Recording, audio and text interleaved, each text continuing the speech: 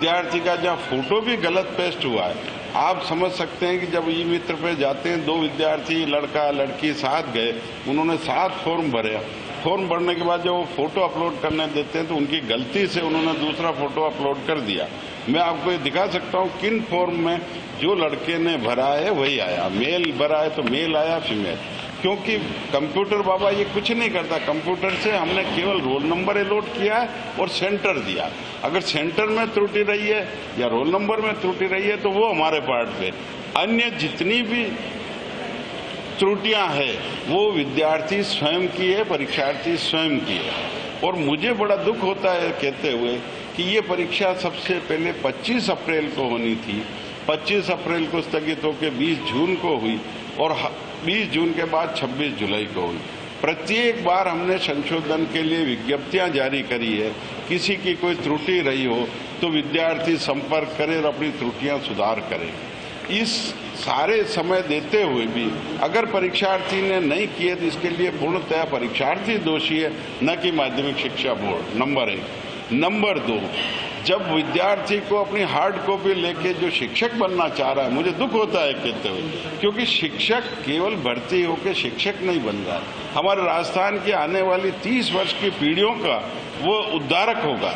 और अगर वो ऐसी गलती करता है तो मैं नहीं समझ सकता क्या हो सकता है। ये कितने सिंसियर है परीक्षा के प्रति, ये भी आज सोचनीय प्रश्न है। तो मैं आपके माध्यम से फिर भी मैं चाहता हूं कि किसी परीक्षार्थियों को परेशानी नहीं हो, तो आपके माध्यम से कहना चाहता हूं केवल भाषा और फोटो संबंधी कोई त्रुटि है तो विद्यार्थी को कल तक का समय हम दे रहे हैं। कल तक वो ऑनलाइन यहाँ पर बोर्ड की वेबसाइट पर भेजे, उसमें वो लिखे ये स्पष्ट रूप से कि ये गलती हमारे स्तर पर हुई है, इसके लिए मैं पूर्ण दोषी हूँ, लेकिन मेरी परीक्षा के लिए ये कर दिया जाए। हम 2 दिन तक, कल शाम तक बिना शुल्क उसने अगर हमारी वेबसाइट पे भेज दिया है तो हम करेक्शन करेंगे और विद्यार्थी को टेलीफोन द्वारा सूचित भी कर देंगे। लेकिन वो कल तक भेजे, कल के पश्चात किसी प्रकार का कोई संशोधन नहीं होगा। और फोटो और भाषा संबंधी ही भेजे, अन्य संशोधन परीक्षा के पश्चात 10 दिवस के अंदर परीक्षार्थी को पूर्व के नियमों के अनुसार करवाना होगा। अभी केवल फोटो और भाषा संबंधी संशोधन करेंगे, क्योंकि बिना फोटो मैं मानता हूं कि उसको परीक्षा केंद्र पर कई लोग प्रवेश नहीं देंगे कि आपका फोटो नहीं मिल रहा, आप मेल हो, आपका नाम फीमेल है तो प्रवेश नहीं देंगे। और हम सभी को ये नहीं कर सकते कि ये उसकी गलती है। फोटो और भाषा 2 के लिए संशोधन कल तक करवाना आवश्यक है। बाकी संशोधन के लिए न तो विद्यार्थी परीक्षार्थी बोर्ड आए, न संपर्क करे, न भी कोई मेल करे या कोई वेबसाइट पे। उसके लिए परीक्षा समाप्ति के पश्चात 10 दिवस में उसको पूर्व के नियमानुसार संशोधन करवाने होंगे और वो हम कर देंगे, क्योंकि उसका सब परीक्षा परिणाम से पहले चाहिए संशोधन। परीक्षा देने से पूर्व 2 संशोधन इम्पोर्टेंट है, फोटो संबंधी, मेल फीमेल जो फोटो में आएगा नेचुरली, और भाषा संबंधी। इस 2 के लिए कल तक आवेदन करें, जिसकी हम परीक्षा कोई संशोधन फीस भी नहीं लेंगे और कर देंगे। सर, सब्जेक्ट में भी कई सब्जेक्ट कौन सा देना था और सब्जेक्ट में कुछ वो सब्जेक्ट दे दे जो दूसरे अदर देन भाषा, लैंग्वेज के अलावा, हिंदी इंग्लिश के अलावा, नॉट हिंदी, इंग्लिश, गुजराती, सिंधी, पंजाबी, 7 भाषा है लैंग्वेज 7 भाषा है।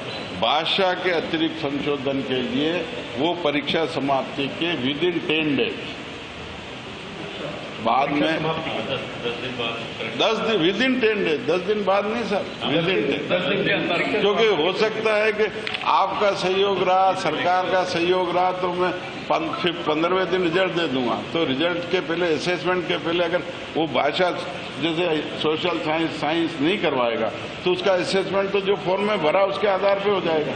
आप मेरा पॉइंट समझ गए ना भाई?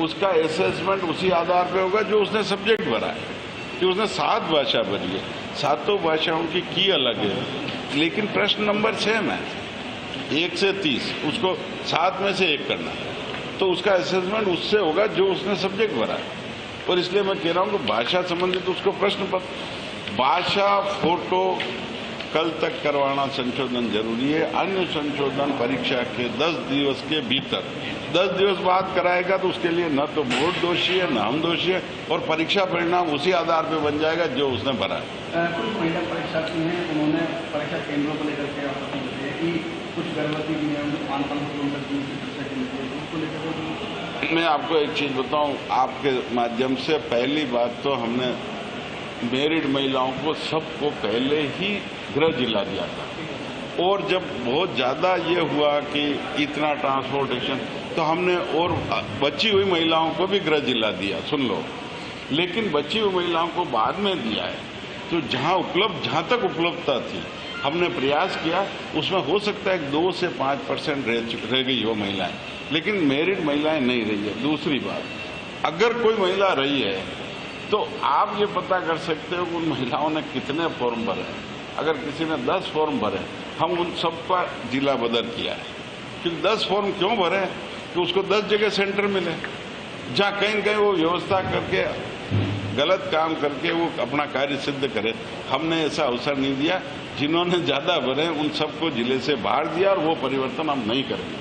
चाहे वो गर्भवती है, प्रेग्नेंट है, मुझे स्पष्ट बताओ ना साहब कि 1 से अधिक फॉर्म भरने की आवश्यकता क्यों हुई?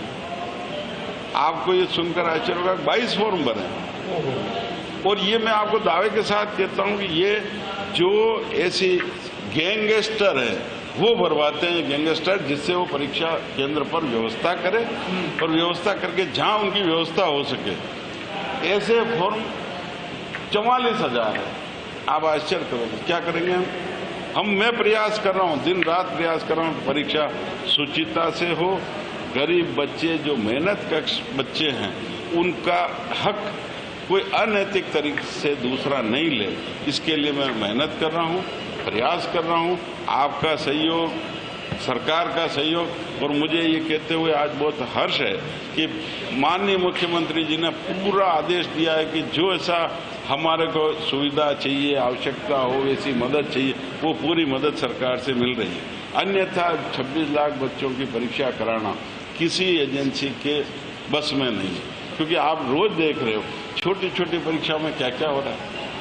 मैं आशा करता हूं, उम्मीद करता हूं कि आप सबके सहयोग से, राजस्थान सरकार के सहयोग से, परीक्षा रिकॉर्ड परीक्षा है, राजस्थान के लिए नहीं बल्कि हिंदुस्तान के लिए कहूँगा। एक स्टेट में इतने परीक्षार्थी एक साथ बैठे और सफल हो, इसके लिए मैं कामना करता हूं, आप सबके सहयोग की अपील करता हूं। परिवहन की बात करें तो रोडवेज से मार्च 35 को ही ठीक, तो उसको लेकर के कोई 16 लाख से ज्यादा लगती है। ऐसा है कि भर्ती परीक्षा भी दूसरी में काफी तो बोर्ड में स्पेशल व्यवस्था। मैं आपको ये बता दूं, 16 लाख विद्यार्थियों में से केवल 6 लाख विद्यार्थियों का ट्रांसपोर्टेशन है, बाकी डिस्ट्रिक्ट में ही है, बाकी जिले में ही बैठेंगे तो 16,51,000। लेकिन आपको बताऊं कि बाकी सारे जिले में ही, और जिले में परिवहन अपने साधनों से कर सकता है, कैसे भी कर सकता है। दूसरा, आप छोटी छोटी परीक्षाओं में देख रहे हो जिसमें आज 3 लाख बच्चे बैठ रहे हैं, 3 ही लाख डिस्ट्रिक्ट से बाहर दे रहे हैं, क्योंकि भर्ती परीक्षाओं में सेम जगह नहीं देते। कल का मैंने खुद ने जब परीक्षा हो रही थी आपके ये परसों, हमने 2 को पूछा कि कहाँ से आए हो, वहाँ से आए, तो यहाँ जो आने वाले थे गंगानगर से बच्चे, तो हमने कहा क्या बात है, ऐसा क्यों आए भाई तुम, यहाँ पे कोई तुम्हारी जगह कोई दूसरा तो नहीं बैठ रहा? अरे साहब, हमारा ही प्रवेश मुश्किल हो रहा, दूसरा कहाँ से बैठेगा? तो ऐसा है, भर्ती परीक्षाओं में ये सब चीजें होती हैं और ये होगी। कई मेरे पास आया अदर स्टेट का, हमने सबसे बाद में अदर स्टेट वालों को अलॉट किए कि साहब हमारा इतना दूर। भाई अदर स्टेट के जब तुम परीक्षा देने आ रहे हो, अगर तुम आज कह रहे हो कि हमको भरतपुर ही दे देते, साहब भरतपुर क्यों नहीं दिया हमको, साहब वहाँ क्यों दे दिया बीकानेर? मैंने कहा जब मेरे पास मेल भी आया, फोन भी आ जाते हैं, मैंने कहा जब सर्विस करोगे तो प्रतापगढ़ और बाड़मेर भी मिलेगा।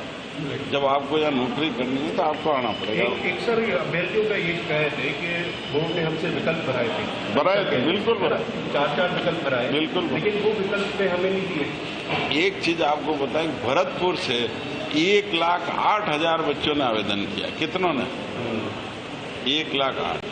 वहाँ कुल उपलब्ध सीटें हमारी कोई 53,000 के करीब, तो आप मुझे बताओ कि ये जो डिफरेंस है 58 का, ये कहाँ जाएगा? हाँ जी। और जब ये खिसकेगा तो आप ये सोचो, भरतपुर वाले बच्चे को मैं खाली स्थान पे डूंगरपुर या प्रतापगढ़ नहीं भेज सकता।